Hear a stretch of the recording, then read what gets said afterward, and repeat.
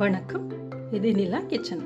இன்றைக்கி நாம் ஒரு இன்ட்ரெஸ்டிங்கான ரெசிபி, இந்த பனிக்கு ஏற்ற ஒரு புளி இஞ்சி. இப்போ இது எப்படி பண்ணலாம் அப்படின்னு சொல்லிட்டு பார்க்கலாம். அதுக்கு முன்னாடி எல்லாருமே நம்ம சேனலை சப்ஸ்கிரைப் பண்ணிவிடுங்க, லைக் பண்ணுங்கள், ஷேர் பண்ணுங்கள், கமெண்ட் பண்ணுங்கள். செய்கிறதுக்கு ஒரு 10 நிமிஷமே ஆகும். ஆனால் ஒரு வாரம் 10 நாள் வரைக்கும் வச்சு நம்ம சாப்பிடலாம். இப்போ இதை எப்படி பண்ணலாம் அப்படின்னு சொல்லிட்டு பார்க்கலாமா? வாங்க வீடியோக்குள்ளே போகலாம். புளி இஞ்சி பண்ணுறதுக்கு ஒரு 100 கிராம் இஞ்சி எடுத்துடுங்க. இதை நல்லா கழுகிட்டு தோல் எடுத்து துருவி வச்சிடலாம். 2 பச்சை மிளகாய், 1 டீஸ்பூன் அளவுக்கு தனியா பொடி, 1 டீஸ்பூன் மிளகாய் பொடி, 1/4 டீஸ்பூன் மஞ்சள் பொடி. இஞ்சியை இதே போல் துருவி வச்சிடுங்க, இல்லைன்னா சின்ன சின்ன பீஸாக கட் பண்ணிக்கிடுங்க. நான் துருவி வச்சுருக்கிறேன். பச்சை மிளகாயை ஸ்லைஸ் பண்ணி வச்சுருக்கிறேன். தாளிப்புக்காக கருவேப்பிலை, கடுகு, ஒரு சின்ன லெமன் சைஸ் புளியை கரைச்சி எடுத்துக்கிடலாம். இப்போ நல்லெண்ணெய் விட்டு ஸ்டார்ட் பண்ணிடலாம். பேன் அடுப்பில் வச்சுட்டு ஒரு குழிக்கரண்டி நல்லெண்ணெய், எண்ணெய் சூடானோடனே கடுகு. ரொம்ப ஈஸியாக பண்ணிக்கலாம். ரெடி பண்ணி வச்சுட்டா தயிர் சாதம், சாம்பார் சாதம் எல்லாத்துக்குமே தொட்டுக்கிறதுக்கு ரொம்ப நல்லாயிருக்கும். கடுகு பொரிஞ்ச உடனே கருவேப்பிலை, பச்சை மிளகாய், துருவின இஞ்சி.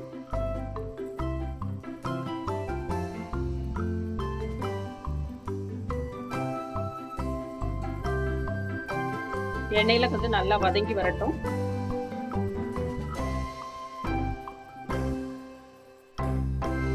இந்த மழைக்காலம் பனிக்காலத்துக்கெல்லாம் இந்த இஞ்சி, புளி இஞ்சி ரொம்ப நல்லா இருக்கும் சாப்பிட்றதுக்கு.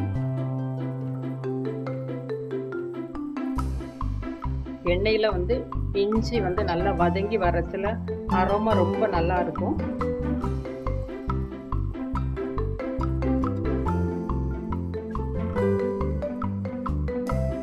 இஞ்சி பச்சை மிளகாய் நல்லா வதங்கிட்டு இப்போ மசாலா சேர்த்துடலாம். தனியா, மிளகாய், மஞ்சள்.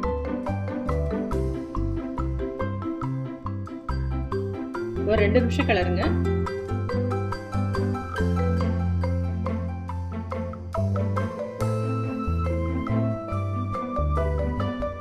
கரைச்சி வச்சிருக்கிற எலுமிச்சை அளவு புளி,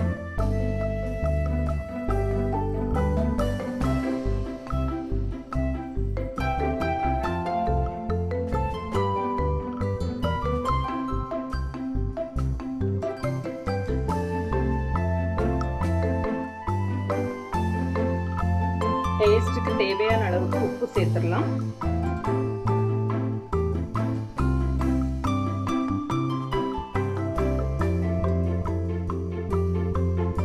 ஒரு 10 நிமிஷத்துல ரெடி பண்ணிடலாம். எண்ணெய் கொஞ்சம் பிரிஞ்சு வரட்டும்.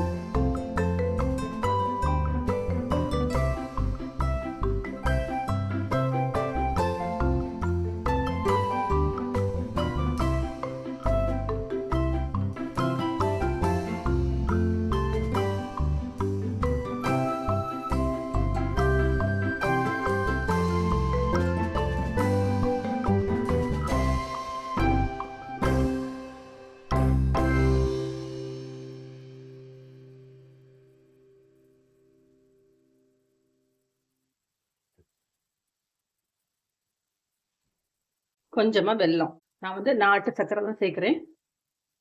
வெல்லம், நாட்டு சக்கரை எதுனாலும் சேர்த்துடுங்க.